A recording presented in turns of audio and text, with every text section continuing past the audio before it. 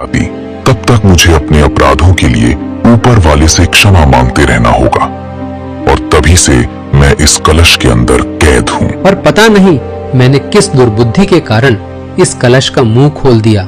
इस कलश के भीतर मेरा जीवन बहुत ही कष्टों से कट रहा था। एक दिन मैंने कसम खाई कि 500 वर्षों के भीतर जो मुझे मुक्त करेगा उसे मैं बहुत सारे रत्न देकर खुश कर दूंगा। तो मैंने ही तुम्हें मुक्त किया है, वो सारे रत्न मुझे दे दो तुम।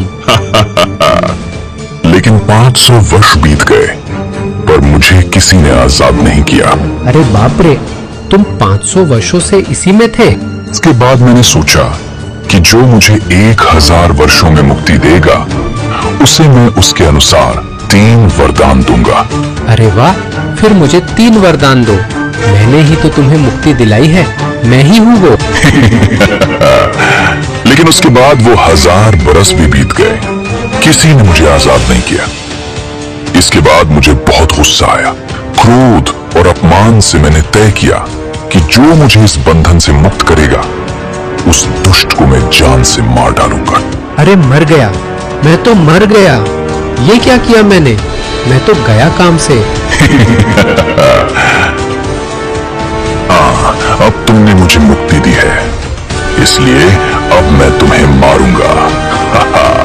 अरे बाप रे, लगता है अब मेरे प्राण चले ही जाएंगे, पर बचने के लिए एक आखिरी कोशिश तो मुझे करनी ही पड़ेगी।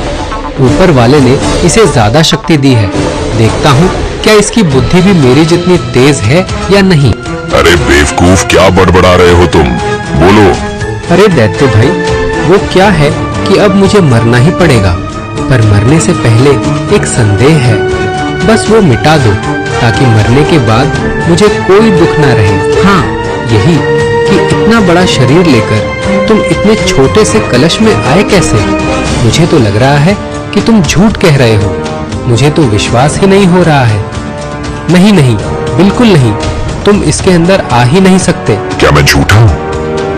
क्या मैं इस कलश के अंदर नहीं आ सकता हूँ? रुको, मैं तुम्हें फिर इस कलश के भीतर जाकर अभी साबित कर देता हूँ। हाँ हाँ, साबित करो, तभी तो मुझे विश्वास होगा।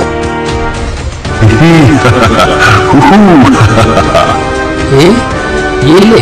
अरे अरे छोड़ो मुझे, छोड़ो, ये तुमने क्या किया? अरे छोड़ो मुझे। अब तुम चाहे जितना भी इसे हिला लो, पर मैं तुम्हें कलश से नहीं निकालने वाला। अब रहो इसी कलश में कुछ और 1000 वर्षों तक। इसी के भीतर रहो तुम, इसी के लायक हो। छोड़ो मुझे मछुआरे भाई, दया करो, मैं तुम्हें कोई नुकसान